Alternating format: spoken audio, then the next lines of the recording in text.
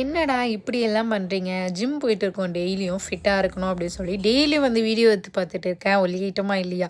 ஒல்லியா தான் இருக்கும். தொப்பை மட்டும் உள்ளே போச்சா இல்லையான்னு சொல்லி டெய்லி பார்க்க வேண்டியது. நீ எப்போ தாண்டா போவ? உன்னை விட்டு நான் போவே மாட்டேன் அப்படின்ற மாதிரி அதுவும் நின்றுட்டே இருக்குது.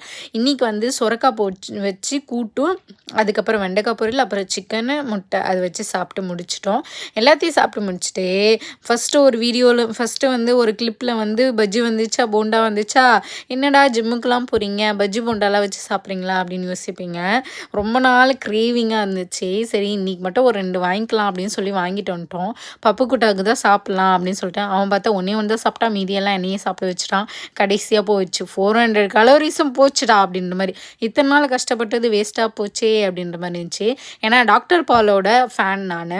நீங்கள் யாரெல்லாம் டாக்டர் பாலோட ஃபேன் சொல்லுங்கள். ஏன்னா அவரோட வீடியோஸ் பார்த்ததுக்கப்புறம் டீப் ஃப்ரையா, ஆயிலா, வடையா, சமோசாவா அப்படின்னு தோண ஆரம்பிச்சிச்சு. அந்த மாதிரி ஐட்டம்ஸ் எல்லாமே வந்து டிஸ்க்ளோஸ் பண்ணிட்டேன். நான் சாப்பிட்றதே கிடையாது மோஸ்ட்லி.